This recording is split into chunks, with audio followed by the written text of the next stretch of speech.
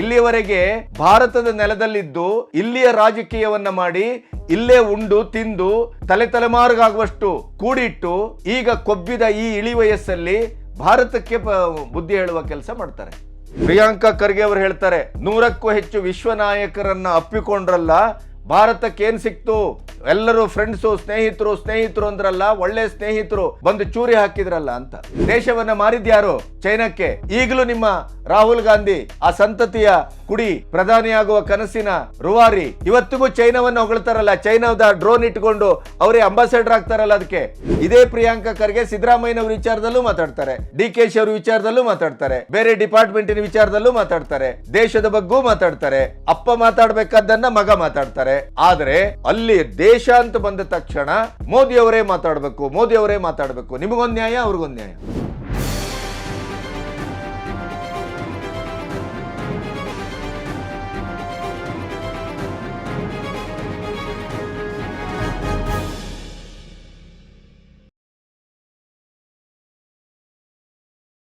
ನಮಸ್ತೆ, B Ganapati news ಚಾನೆಲ್ಗೆ ಸ್ವಾಗತ. ಪಾಕಿಸ್ತಾನದ ಸುಳ್ಳು ಹೇಳುವ ಚಾಳಿ ಯಥಾಪ್ರಕಾರ ಮುಂದುವರೆದಿದೆ.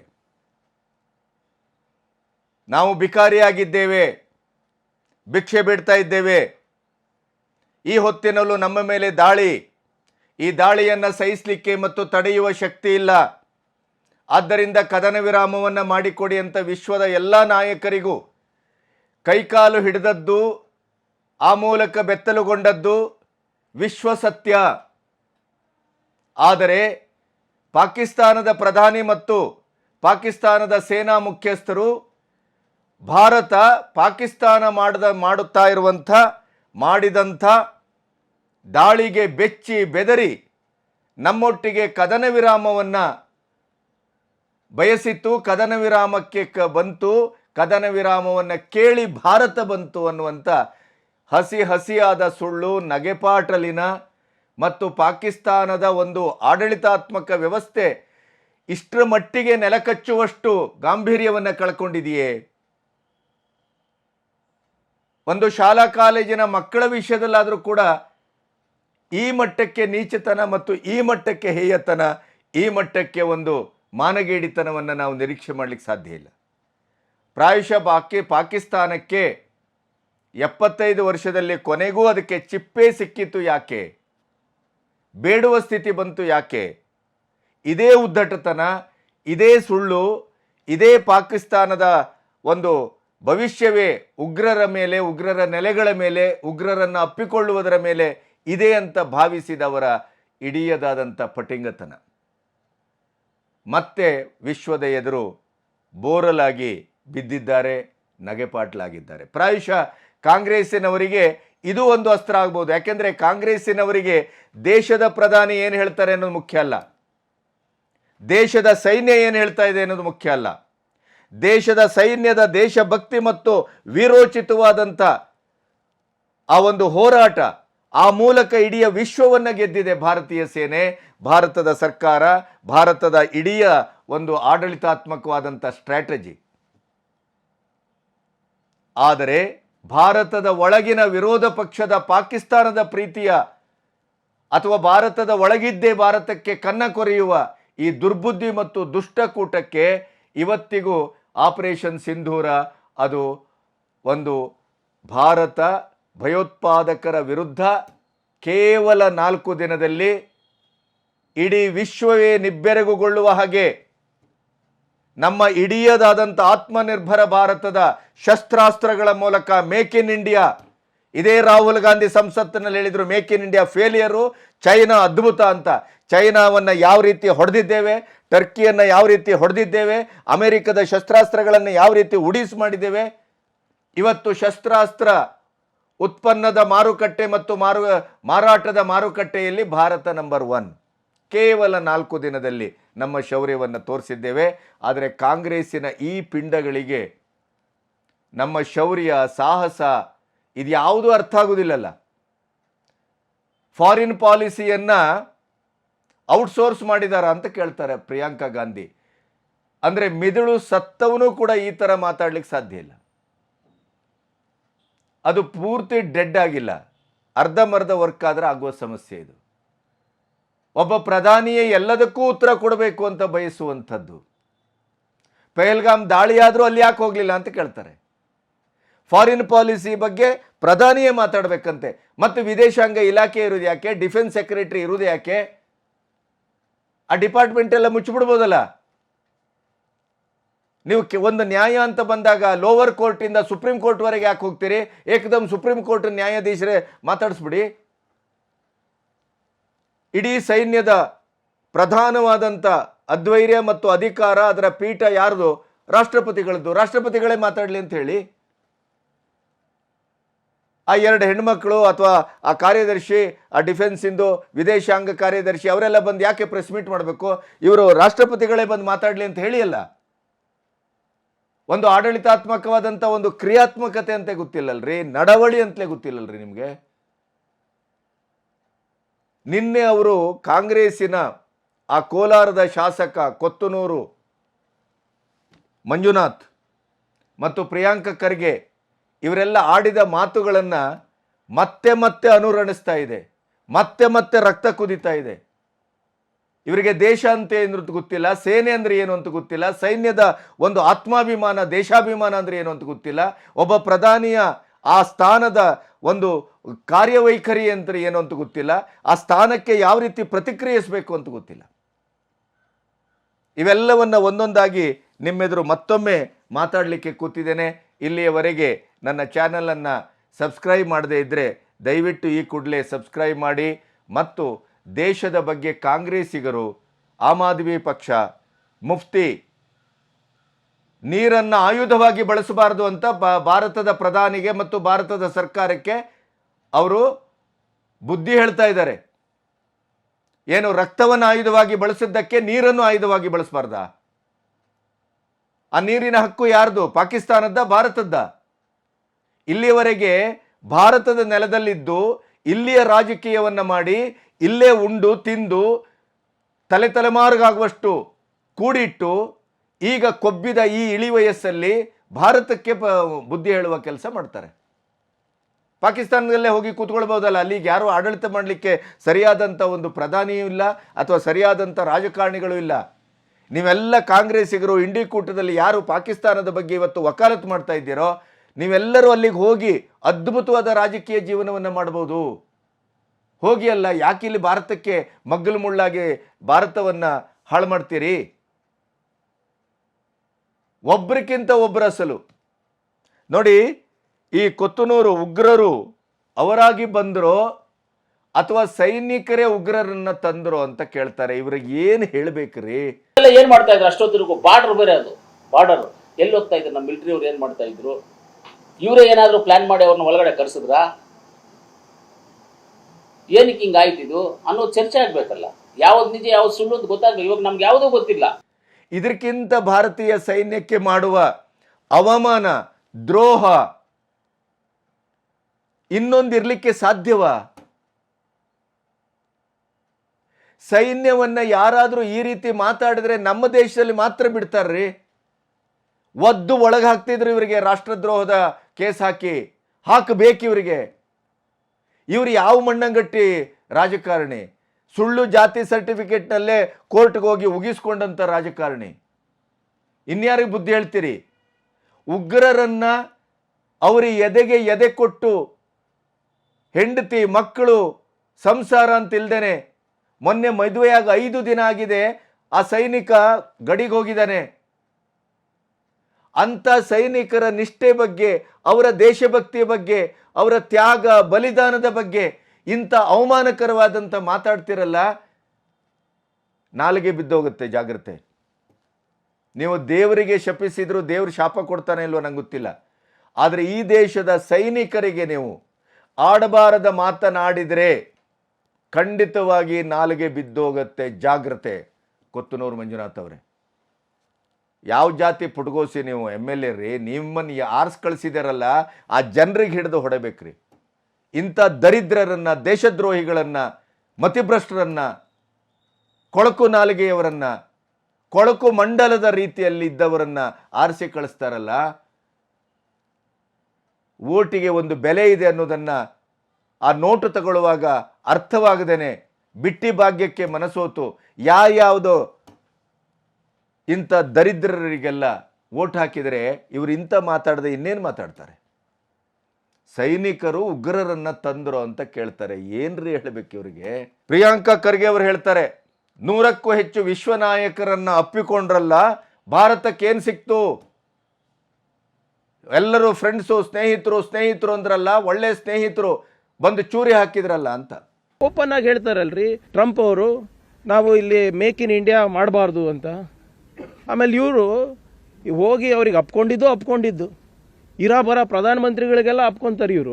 ಇವರು ಫ್ರೆಂಡ್ ಅಂತ ಹೇಳ್ಕೊಡ್ತಾರೆ. ಏನು ಯಾವುದೋ ಒಂದು ದೊಡ್ಡ ಕಾರ್ಯಕ್ರಮ ಮಾಡಿದ್ರಲ್ಲಪ್ಪ, ಹೌಡಿ ಮೋದಿ, ನಮಸ್ತೆ ಟ್ರಂಪ್, ಅಬ್ ಕಿ ಬಾರ್ ಟ್ರಂಪ್ ಸರ್ಕಾರ್. ಇವರೆಲ್ಲ ನನ್ನ ಒಳ್ಳೆ ಸ್ನೇಹಿತರು ಅಂತ ಹೇಳ್ತಾರೆ. ಒಳ್ಳೆ ಸ್ನೇಹಿತರು ಯಾರನ್ನ ಹಿಂಗೆ ಚೂರಿ ಹಾಕ್ತಾರೇನ್ರಿ? ಎಲ್ಲರಿಗೂ ಗೊತ್ತಿದೆ, ಇದು ಬಹಳಷ್ಟು ಚರ್ಚೆಯಾದ ವಿಷಯ ಕೂಡ. ಆದರೂ ನಿಮ್ಮ ನೆನಪಿಗಿರಲಿ, ಇಡೀ ವಿಶ್ವದ ನಾಯಕರನ್ನ ಡಿಪ್ಲೊಮಸಿ, ಜಿಯೋಪಾಲಿಟಿಕ್ಸ್, ವಿಶ್ವ ರಾಜಕೀಯದ ಒಂದು ಭಾಗ ಅದು. ಯಾರು ಇಲ್ಲಿ ಪರ್ಮನೆಂಟ್ ಶತ್ರುಗಳು ಅಲ್ಲ, ಪರ್ಮನೆಂಟ್ ಮಿತ್ರರು ಅಲ್ಲ. ಇದೇ ಸ್ಥಳೀಯ ರಾಜ್ಯದ ಕಾಂಗ್ರೆಸ್ ನೋಡಿಲ್ವಾ, ಜನತಾದಳದೊಟ್ಟಿಗೂ ಸೇರ್ಕೊಳ್ತು, ಇನ್ನೊಂದರೊಟ್ಟಿಗೂ ಸೇರ್ಕೊಳ್ತು. ಜನತಾದಳ BJP ಒಟ್ಟಿಗೆ ಸೇರ್ಕೊಂಡು ಅಧಿಕಾರ ಮಾಡಿದ್ದು. ಅಂದರೆ ರಾಜಕೀಯದಲ್ಲಿ ಅಧಿಕಾರ ಅಂತ ಬಂದಾಗ ನಿಮಗೆ ಜಾತಿ, ಧರ್ಮ, ಭೇದ ಭಾವ, ಸಿದ್ಧಾಂತ ಯಾವುದೂ ಇಲ್ಲ. ಹಾಗೆಯೇ ಒಂದು ವಿಶ್ವದ ರಾಜಕೀಯದ ಒಂದು ನೆಲೆಯಲ್ಲಿ ಸ್ನೇಹಮಯ ವಾತಾವರಣವು ಕೂಡ ರಾಜಕೀಯದ ಒಂದು ಭಾಗ ಅನ್ನುವಂಥ ಒಂದು ಸಣ್ಣ ಕಾಮನ್ ಸೆನ್ಸ್ ಇಲ್ಲದೆ ಇದ್ದ ಮುಟ್ಟಾಳರು ನೀವೆಲ್ಲ.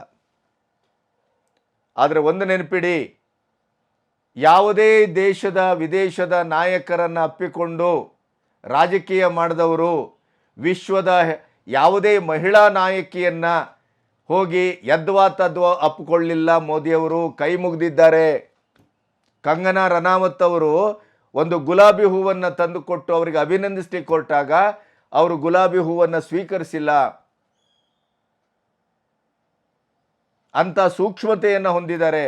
ಅದೇ ಜವಾಹರ್ಲಾಲ್ ನೆಹರು ಮಿಸಸ್ ಮೌಂಟ್ ಬ್ಯಾಟನ್ನಿಗೋಸ್ಕರ ಮತ್ತು ಇಡೀ ಅವರ 16 ವರ್ಷದ ಪ್ರಧಾನಿಯ ಆ ಪಟ್ಟದಲ್ಲಿದ್ದಾಗ ಏನೇನು ಅಪ್ಪಿಕೊಳ್ಳ ಚಳವಳಿ ಮಾಡಿದ್ರು ಅಂತ ಯಾರಿಗೂ ಗೊತ್ತಿಲ್ಲ ಅಂತ ಭಾವಿಸಿದ್ರೆ ನೀವು? ಮೋದಿಯವರ ಇಡಿಯದಾದಂಥ ಸ್ನೇಹದ ಅಪ್ಪುಗೆ ವಿಶ್ವದ ಒಂದು ಘನತೆಯನ್ನ, ಭಾರತೀಯ ಪ್ರಧಾನಿಯ ಒಂದು ವರ್ಚಸ್ಸನ್ನ, ವ್ಯಕ್ತಿತ್ವವನ್ನ, ಶುದ್ಧತೆಯನ್ನ ತೋರಿಸಿಕೊಟ್ಟಿತು. ಅದೇ ಜವಾಹರ್ಲಾಲ್ ನೆಹರು ಅವರ ಅಪ್ಪಿಕೋ ಚಳವಳ ಮಿಸಸ್ ಮೌಂಟ್ ಬ್ಯಾಟನ್ನಿಗೋಸ್ಕರ ಒಂದು ಪ್ರಧಾನಿಯ ಒಂದು ಕ್ಯಾಂಡಿಡೇಟು, ಪ್ರಧಾನಿ ಆಗಿದ್ದಂಥವರು ಸಿಗರೇಟ್ ಹಚ್ಕೊಡೋದೇನೋ, ಇನ್ನೊಂದು ಮಾಡೋದೇನೋ, ಮಗದೊಂದು ಮಾಡೋದೇನೋ, ಚಾರಿತ್ರಿಕವಾಗಿ ಬೇಕಾದಷ್ಟು ಫೋಟೋಗಳಿದೆಯಲ್ಲ, ಸಾಕ್ಷ್ಯಗಳಿದೆ. ಜವಾಹರ್ಲಾಲ್ ನೆಹರು ಅಪ್ಪಿಕೊಂಡದ್ದು ಬೇರೆ ಕಾರಣಕ್ಕಾಗಿ, ಮೋದಿಯವರು ಅಪ್ಪಿಕೊಂಡದ್ದು ಒಂದು ಶುದ್ಧ ಚಾರಿತ್ರದ ಒಂದು ಸಂಕೇತ. ಅದು ಇಡೀ ಭಾರತದ ಪ್ರಧಾನಿಯ ಗೌರವವನ್ನು, ಘನತೆಯನ್ನು ಹೆಚ್ಚಿಸಿದೆ. ನಿಮಗೆ ಇದೇ ಪಾಕಿಸ್ತಾನದ ಈ ಒಂದು ರಕ್ತ ಪಿಪಾಸುತನದ ಪಹಲ್ಗಾಮಿನ ಘಟನೆಯಲ್ಲಿ ವಿಶ್ವ ಯಾವ ರೀತಿ ಪ್ರತಿಕ್ರಿಯಿಸಿದೆ, ಭಾರತಕ್ಕೆ ಯಾವ ರೀತಿ ಬೆಂಬಲಿಸಿದೆ ಮತ್ತು ಪಾಕಿಸ್ತಾನದ ಘಟನೆಯನ್ನು ಯಾವ ರೀತಿ ಖಂಡಿಸಿದೆ ಅನ್ನುವಂಥ ಒಂದು ಕಿಂಚಿತ್ತು ಜ್ಞಾನ ಇಲ್ಲ ಅನ್ನೋದನ್ನು, ನೀವು ಜ್ಞಾನ ಶೂನ್ಯರು ಅನ್ನೋದನ್ನು, ಉದ್ದಟತನದವರು ಅನ್ನೋದನ್ನು, ಮತ್ತು ಅತ್ಯಂತ ಕೀಳು ಪಾಲಿಟಿಕ್ಸ್ ಮಾಡುವಂಥ ಕ್ಷುದ್ರ ಜನ ಅನ್ನೋದನ್ನು ಜಗತ್ತಿಗೆ ನೀವೇ ತೋರಿಸ್ಕೊಟ್ಟಿದ್ದೀರಿ. ಜವಾಹರ್ಲಾಲ್ ನೆಹರು ಅವರು ಅಪ್ಪಿಕೊಂಡದ್ದು ಬೇರೆ, ಮೋದಿಯವರು ಅಪ್ಪಿಕೊಂಡದ್ದು ಬೇರೆ. ಈ ರೀತಿಯ ಶಬ್ದಗಳನ್ನೆಲ್ಲ ಬಳಸಿ ಮೋದಿಯವರನ್ನು ಕೆಣಕ್ಲಿಕ್ಕೆ ಬರಬೇಡಿ. ಕೊನೆಗೂ ಅದು ನಿಮ್ಮ ಕಾಲ್ಬುಡಕ್ಕೆ ಬರುತ್ತೆ.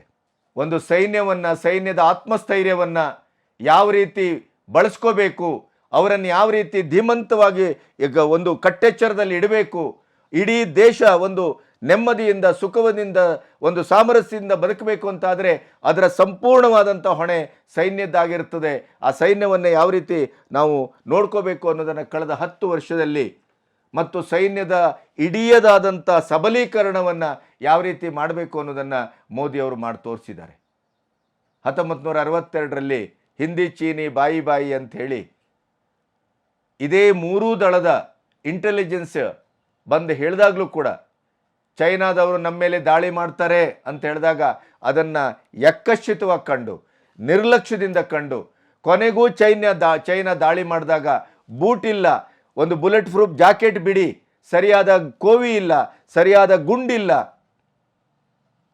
ಅಮಾನುಷವಾಗಿ ಚೀನಿ ಸೈನಿಕರಿಗೆ, ನಮ್ಮ ವೀರೋಚಿತವಾದಂಥ ಸೈನಿಕರನ್ನ ಹುಲಿಯ ಬಾಯಿಗೆ ಆಹಾರವಾಗುವ ರೀತಿಯಲ್ಲಿ ಕೊಟ್ಟು ಕಳೆದವರು ಯಾರಾದರೂ ಇದ್ದರೆ, ಸ್ನೇಹಕ್ಕೆ ಇಡಿಯದಾದಂಥ ಚಾರಿತ್ರಿಕ ಚೂರಿಯನ್ನು ಹಾಕಿಸಿಕೊಂಡವರು ಮತ್ತು ಹಾಕಿದ ಚರಿತ್ರೆ ಏನಾದ್ರು ಇದ್ದರೆ ಅದು ನೆಹರು ಕಾಲದಲ್ಲಿ ನೆನಪಿಡಿ.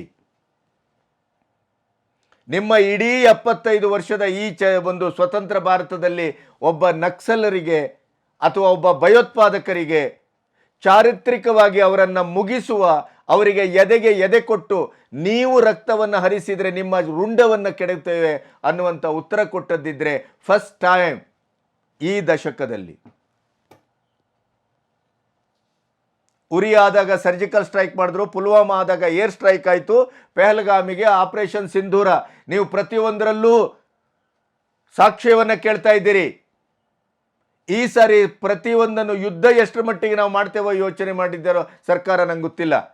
ಆದರೆ ಈ ಪರಿಸ್ಥಿತಿಯನ್ನು ಎಷ್ಟರ ಮಟ್ಟಿಗೆ ನಿಭಾಯಿಸ್ತೇವೆ ವೀರೋಚಿತವಾಗಿ ಅಂತ ಅದಕ್ಕೆ ಎಷ್ಟು ಸ್ಟ್ರಾಟಜಿ ಮಾಡಿದ್ದಾರೋ ಅದರ ಜಗತ್ತಿಗೆ ಗೊತ್ತು. ಆದರೆ ಅದಕ್ಕಿಂತ ಮುಖ್ಯವಾಗಿ ನಿಮ್ಮಂಥ ಮುಠಾಳರಿಗೆ ಸಾಕ್ಷ್ಯವನ್ನು ಕೊಡಬೇಕು ಅಂತೇಳಿ ಅದಕ್ಕೆ ಬಹುಶಃ ಪ್ರಥಮ ಆದ್ಯತೆ ಕೊಟ್ಟಿದ್ದಾರೆ ಅಂತ ಅನಿಸ್ತದೆ.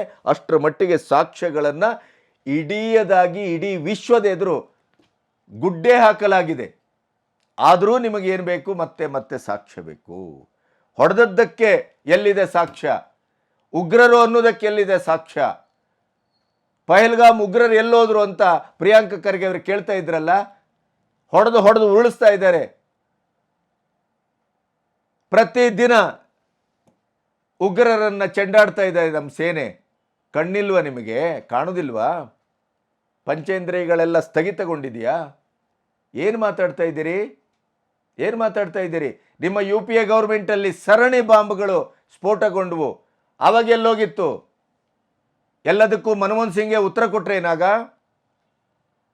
ಉಗ್ರರಿಗೆ ಏನಾದರೂ ಒಂದು ಪ್ರತ್ಯುತ್ತರ ಕೊಟ್ರೆ ನೀವು? 26/11ಗೆ ಏನು ಮಾಡಿದ್ರಿ? ಇಡೀ ಭಾರತವನ್ನು ಷಂಡ ಭಾರತ ಅಂತ ಇಡೀ ವಿಶ್ವದಲ್ಲೇ ಏನಾದರೂ ದಾಖಲೆ ಮಾಡಿದ್ರಿ ಅವತ್ತು 26/11ನಲ್ಲಿ? ಇವತ್ತು ಹೇಳ್ತೀರಿ ಪ್ರತಿ ಮಾತಿಗೂ ಫಾರಿನ್ ಪಾಲಿಸಿಗೆ ಬೇರೆಯವ್ರು ಮಾತಾಡ್ತಾರಂತೆ. ಬೇರೆಯವ್ರು ಯಾಕೆ ಮಾತಾಡಬಾರ್ದು? ವಿದೇಶಾಂಗ ಇಲಾಖೆ ಇರೋದು ಯಾಕೆ? ವಿದೇಶಾಂಗ ಸಚಿವರು ಇರೋದು ಯಾಕೆ? ವಿದೇಶಾಂಗ ಕಾರ್ಯದರ್ಶಿ ಇರೋದು ಯಾಕೆ? ಏನು ಎಲ್ಲದಕ್ಕೂ ಪ್ರಧಾನಿಯವರೇ ಮಾತಾಡಬೇಕು ಅಂತಂದರೆ ನಿಮ್ಮ ಅಧಿಕಾರದಲ್ಲಿ ಇದೇ ವ್ಯವಸ್ಥೆ ಇತ್ತೇನು? 45,000 ಸ್ಕ್ವೇರ್ ಕಿಲೋಮೀಟರನ್ನು ಕೊಟ್ರಲ್ರಿ ಅಕ್ಷಯ್ ಚೆನ್ನ ಹೆಸರಿನಲ್ಲಿ. ಒಂದು ಹುಲ್ಕಡ್ಡಿಯು ಬೆಳೆದಿಲ್ಲ ಅಂತ ದೇಶವನ್ನು ಮಾರಿದ್ಯಾರು? ಚೈನಾಕ್ಕೆ. ಈಗಲೂ ನಿಮ್ಮ ರಾಹುಲ್ ಗಾಂಧಿ ಆ ಸಂತತಿಯ ಕುಡಿ ಪ್ರಧಾನಿಯಾಗುವ ಕನಸಿನ ರೂವಾರಿ ಇವತ್ತಿಗೂ ಚೈನಾವನ್ನು ಹೊಗಳ್ತಾರಲ್ಲ. ಚೈನಾದ ಡ್ರೋನ್ ಇಟ್ಕೊಂಡು ಅವರೇ ಅಂಬಾಸಡರ್ ಆಗ್ತಾರಲ್ಲ. ಅದಕ್ಕೆ ಚೈನಾದ ಹಣೆ ಬರ ಏನು ಅನ್ನೋದನ್ನು ನಮ್ಮ ಸೇನೆ 4 ದಿನದಲ್ಲಿ ತೋರಿಸ್ತು. ನಿಮ್ಮ ಪ್ರಾಡಕ್ಟ್ ಏನು, ನಿಮ್ಮ ಹಣೆ ಬರ ಏನು ಅನ್ನೋದನ್ನು. ಅದಕ್ಕೆ ಉಗೆ ಅಂತಾರಲ್ಲ Rahul Gandhi. Make in India failure, ಚೈನಾದ ಅದ್ಭುತ ಉಡಾಯಿಸ ಹಾಕಿದ್ದೇವಲ್ಲ ನಾವು. ಇವತ್ತು ಇಡೀ ಪ್ರಪಂಚದಲ್ಲೇ ಮಾರುಕಟ್ಟೆ ಬಿದ್ದು ಅತಳ ಪಾತಾಳಕ್ಕೆ ಹೋಗಿದೆ. ನಿಮ್ಮ ಕೈಯಲ್ಲಿ ದೇಶ ಕೊಟ್ಟರೆ ಏನಾಗ್ಬೋದು ಇವತ್ತಿನ ಪರಿಸ್ಥಿತಿಯಲ್ಲಿ? ನೀವೇ ಆದರೆ ಏನು ಮಾಡ್ತಿದ್ರಿ? ಪಾಕಿಸ್ತಾನಕ್ಕೆ ಒಂದು ಲವ್ ಲೆಟರ್ ಬರೀತಿದ್ರಿ. ಆದರೆ ಮೋದಿ ಸರ್ಕಾರ ಏನು ಮಾಡಿತು? ಆಪರೇಷನ್ ಸಿಂಧೂರ ಮಾಡುವ ಮೂಲಕ ಇಡೀ ಪಾಕಿಸ್ತಾನಕ್ಕೆ 75 ವರ್ಷದಲ್ಲಿ ಮೊದಲ ಬಾರಿಗೆ ಪಾಠ ಕಲಿಸಿತು, ಮೊದಲ ಬಾರಿಗೆ ಕುತ್ತಿಗೆ ಹಿಡಿತು. ನೀವೇನು ಮಾತಾಡೋದು? ಇಡೀ ವಿಶ್ವದ ಯುದ್ಧ ತಜ್ಞರೇ ಮಾತಾಡ್ತಾ ಇದ್ದಾರೆ. ಅಮೆರಿಕದ ಪೆಂಟಗನ್ ಅಧಿಕಾರಿಗಳು ಮಾತಾಡ್ತಾ ಇದ್ದಾರೆ. ನಾಸಾ ಇಡೀ ಚಿತ್ರವನ್ನು ಕೊಟ್ಟಿದೆ. ಸ್ವತಃ ಪಾಕಿಸ್ತಾನದ ಮಾಜಿ ಇಂಟೆಲಿಜೆನ್ಸ್ ಡಿಪಾರ್ಟ್ಮೆಂಟಿನ ಅಧಿಕಾರಿ ಮಾತಾಡ್ತಾ ಇದ್ದಾರೆ. ಪ್ರತಿ ಒಬ್ಬರು ಮಾತಾಡ್ತಾ ಇದ್ದಾರೆ ಪಾಕಿಸ್ತಾನದಲ್ಲಿ ಭಾರತ ಏನು ಮಾಡಿತು 4 ದಿನದಲ್ಲಿ ಅಂತ. ಜೀರೋ ಟಾಲರೆನ್ಸ್, ಸಹಿಸುವ ಪ್ರಶ್ನೆನೇ ಇಲ್ಲ ಅಂತ ಭಯೋತ್ಪಾದಕರ ಚಟುವಟಿಕೆಯನ್ನು.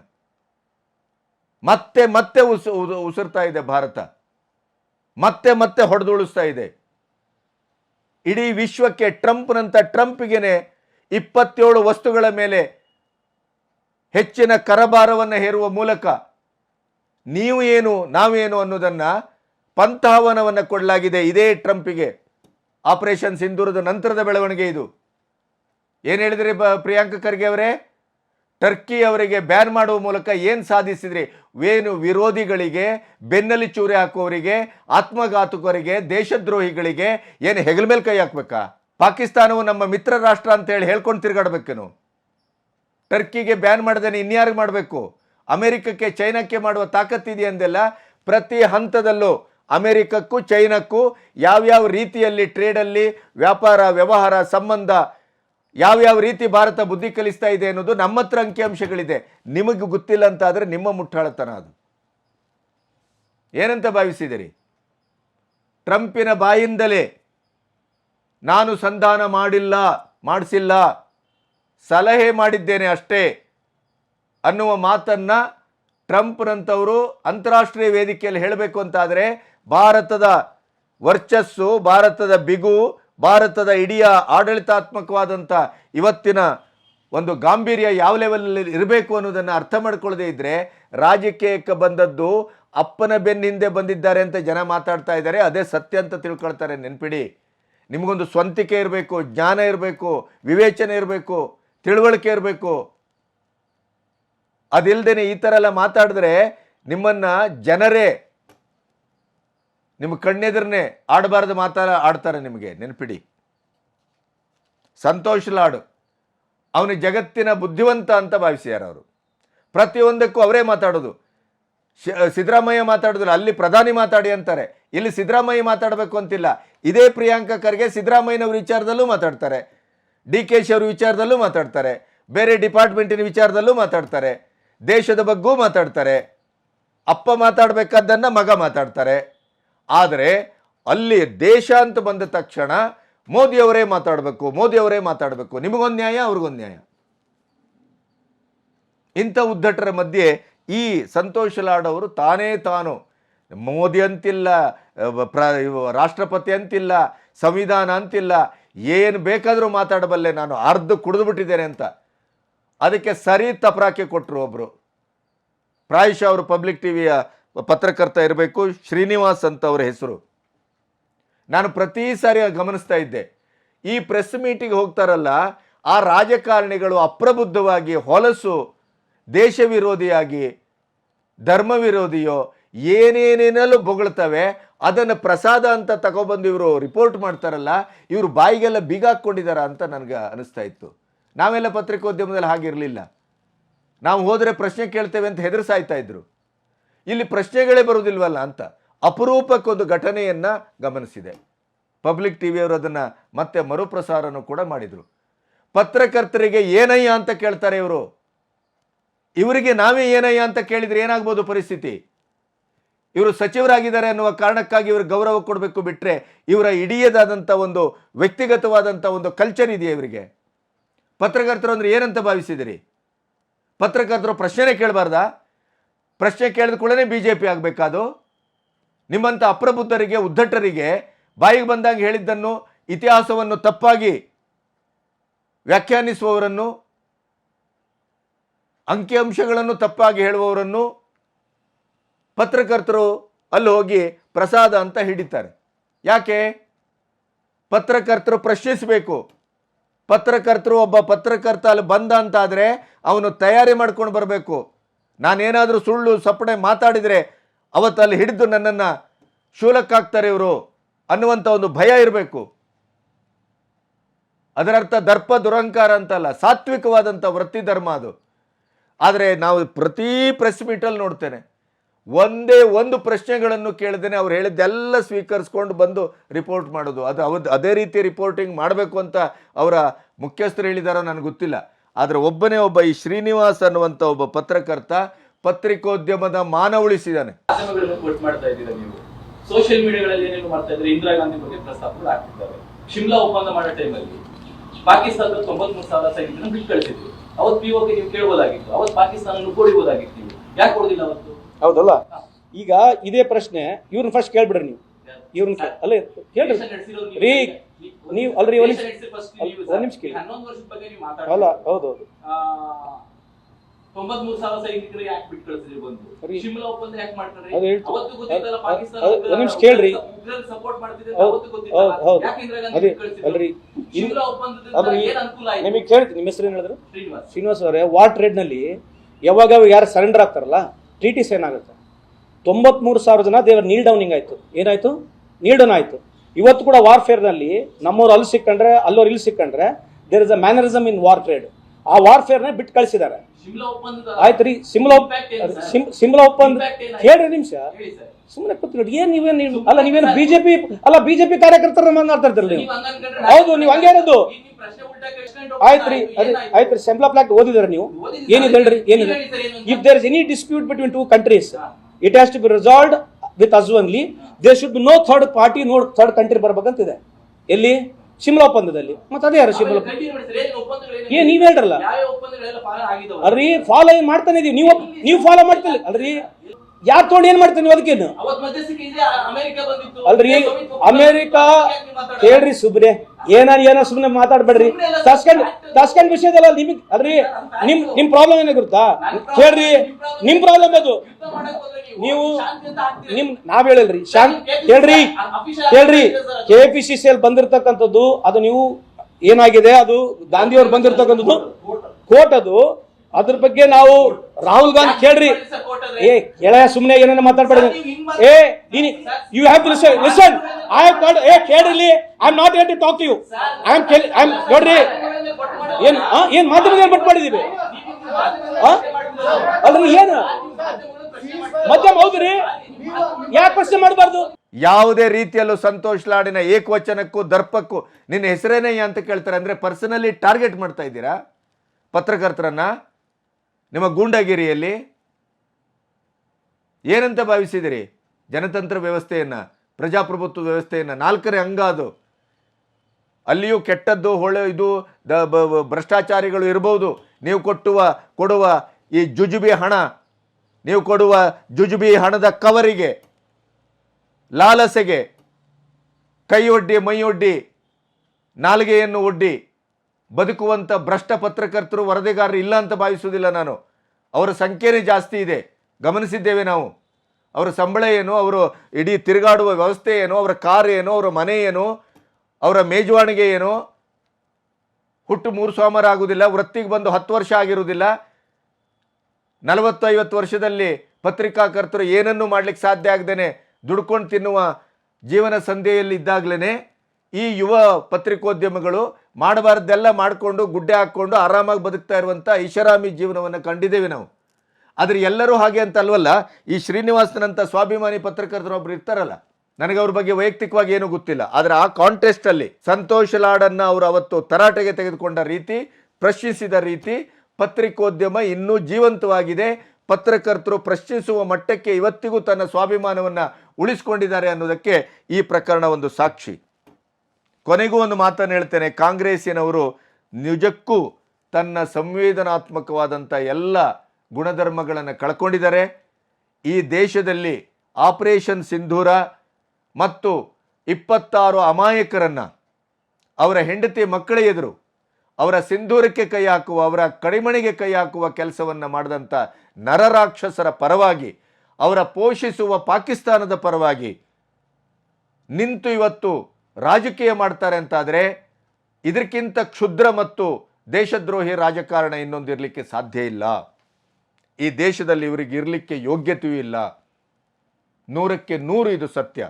ಮುಂದಿನ ದಿನಗಳಲ್ಲಿ ನನಗನ್ನಿಸ್ತದೆ ಇದೇ ಕೊತ್ತನೂರು ಮಂಜುನಾಥನಂಥವರು, ಇದೇ ಪ್ರಿಯಾಂಕಾ ಖರ್ಗೆ ಅಂಥವರು, ಇದೇ ಗುಂಡೂರಾವ್ ಅಂಥವರು, ಇದೇ ಲಕ್ಷ್ಮಣ್ ಅಂಥವರು, ಅಥವಾ ಮೇಲೆ ಹೋದರೆ ಮಣಿಶಂಕರಯ್ಯರು, ವಾಡ್ರಾ ಎಲ್ಲ ಸಿಗ್ತಾರೆ. ದೇಶದ್ರೋಹಿ ಚಟುವಟಿಕೆಗಳಲ್ಲಿ ಮುಂಚೂಣಿಯಲ್ಲಿದ್ದು ಭಯೋತ್ಪಾದಕ ಸಂಘಟನೆಯ ಬಗ್ಗೆ ಪ್ರೀತಿ ಪ್ರೇಮ ತೋರಿಸುವಂಥವರು. ಅಂಥವರು ಈ ದೇಶದಲ್ಲಿ ಇವತ್ತು ಬೆತ್ತಲಾಗ್ತಾ ಇದ್ದಾರೆ. ಆಪರೇಷನ್ ಸಿಂಧೂರದ ಮೂಲಕ ಪಾಕಿಸ್ತಾನದಲ್ಲಿ ಅವರ ಶಕ್ತಿ ಮತ್ತು ಯುಕ್ತಿ, ಅವರ ಇಡೀ ಸೈನ್ಯದ ಆ ಗೋಸುಂಬೆತನ, ಟೊಳ್ಳುತನ ಅದೆಲ್ಲವೂ ಇವತ್ತು ಜಗಜ್ಜಾಹಿರಿ ಆಗ್ತಾ ಇದೆಯಲ್ಲ, ಅದೇ ರೀತಿಯಲ್ಲಿ ಭಾರತದ ಒಳಗಡೆ ಇರುವಂಥ ಇದೇ ರಾಜಕೀಯ ವ್ಯವಸ್ಥೆಯಲ್ಲಿ ದೇಶ ಪ್ರೇಮಿಗಳು ಯಾರು, ದೇಶ ಭಕ್ತರು ಯಾರು, ದೇಶದ್ರೋಹಿಗಳು ಯಾರು, ಪಾಕಿಸ್ತಾನದ ಪರ ಯಾರು, ಪಾಕಿಸ್ತಾನದ ಭಯೋತ್ಪಾದಕತೆಯನ್ನು ಪೋಷಿಸುವವರು ಯಾರು, ಇವರೆಲ್ಲ ಬೆತ್ತಲಾಗ್ತಾ ಇದ್ದಾರೆ. ಇದೇ ಕೊತ್ತನೂರು ಕೇಳ್ತಾರಲ್ಲ, ಸೈನಿಕರ ತಂದ್ರ ಉಗ್ರಗಾಮಿಗಳನ್ನ ಅಂತ. ಅದೇ ಕೊತ್ತನೂರಿಗೆ ಇನ್ನೊಂದು ಪ್ರಶ್ನೆಯನ್ನು ಜನ ಕೇಳ್ತಾ ಇದ್ದಾರೆ. 26/11 ಆವಾಗ ಕಸಾಬ್ನಂತವನು 3-4 ದಿನ ಅದ್ಭುತವಾಗಿ ಇಲ್ಲಿ ಪ್ರವಾಸಿಗನ ಥರ ಓಡಾಡಿಕೊಂಡು ಅಲ್ಲಿ ಸಮೀಕ್ಷೆ ಮಾಡ್ಕೊಂಡು ಹೋದ್ನಲ್ಲ, 10 ಜನ ನಿರಾಯಾಸವಾಗಿ ಬಂದು ಮುಂಬೈ ಬಂದರ್ನಲ್ಲಿ ಇಳಿದ್ರಲ್ಲ, ಯಾರು ಕರೆ ತಂದದ್ದು? UPA ಸರ್ಕಾರ ಕರೆ ತಂದು ಬಿಟ್ಟಿತ್ತೇನು? ನಿಮ್ಮದೇ ಇಂಟೆಲಿಜೆನ್ಸ್ ಡಿಪಾರ್ಟ್ಮೆಂಟಿನ ಮಾಜಿ ಅಧಿಕಾರಿಯವರ ಆತ್ಮಕಥೆಯಲ್ಲಿ ಆ ಇಡೀ 26/11 ಆ ಘಟನೆಯಲ್ಲಿ ಅವತ್ತಿನ ಕೇಂದ್ರ ಸರ್ಕಾರ ಮತ್ತು ಸಚಿವರು ವರ್ತಿಸಿದ ರೀತಿಯನ್ನು ಸಂಪೂರ್ಣವಾಗಿ ಜನರೆದುರು ತೆರೆದಿಟ್ಟಿದ್ದಾರೆ.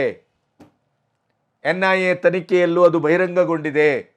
ಅದಕ್ಕೆ ಕೊತ್ತನೂರವರೇ, ಕೇಳಿ ನಿಮ್ಮ ಕಾಂಗ್ರೆಸ್ಸಿನ ಇತಿಹಾಸದ ಚರಿತ್ರೆಯ ಬರಹಗಾರರಿಗೆ ಅಥವಾ ಹಿರಿಯರಿಗೆ, 26/11 ಈ ಉಗ್ರರನ್ನ ಮುಂಬೈಗೆ ಕರೆತಂದು ಬಿಟ್ಟವರು ಯಾರು? ಸೈನ್ಯ ಯಾವತ್ತೂ ಆ ಕೆಲಸ ಮಾಡಿಲ್ಲ, ಮಾಡುವುದಿಲ್ಲ. ಅಂಥ ಸೈನ್ಯ ನಮ್ಮ ದೇಶದ ಸೈನ್ಯವೂ ಅಲ್ಲ. ನಮ್ಮ ದೇಶದ ಸೈನ್ಯ ಏನು ಅನ್ನೋದಕ್ಕೆ ಮೊನ್ನೆ ಮದುವೆಯಾಗಿ ಉತ್ತರ ಭಾರತದಲ್ಲಿ ಒಬ್ಬ ಹುಡುಗ ಸೈನಿಕ ಮದುವೆಯಾಗಿ 5 ದಿನ ಕಳೆದಿಲ್ಲ, ಬಾರ್ಡ್ರಿಗೆ ಹೋಗಿ ತನ್ನ ಇಡೀ ಒಂದು ದೇಶ ಸೇವೆಯನ್ನು ಮಾಡೋದಕ್ಕೆ ಕಟಿಬದ್ಧನಾಗಿ ನಿಂತಿದ್ದಾನೆ. ಒಂದು ವಿಡಿಯೋ ಬಂದಿತ್ತು, ಅದನ್ನಾದರೂ ನೋಡಿ ಕಲೀರ್ರಿ. ಆ ಹಿಮಾಲಯದ ಯಾವುದೋ ರೇಂಜಲ್ಲಿ ನೀರಿಲ್ಲ, ಆ ನೆಲ ಬಗೆದು ಅವನು ನೀರು ಕುಡಿತಾ ಇದ್ದಾನೆ ಒಬ್ಬ ಸೈನಿಕ. ಸೈನಿಕರು ಯಾವ ರೀತಿ ಕೆಲಸ ಮಾಡ್ತಾರೆ ಅಂತ ಗೊತ್ತಿದೆಯಾ ನಿಮಗೆ? ಪುಂಡು ಪೋಖರಿಗಳು ಬಾಯಿಗೆ ಬಂದಂಗೆ ಮಾತಾಡ್ತವೆ. ನಮಸ್ತೆ.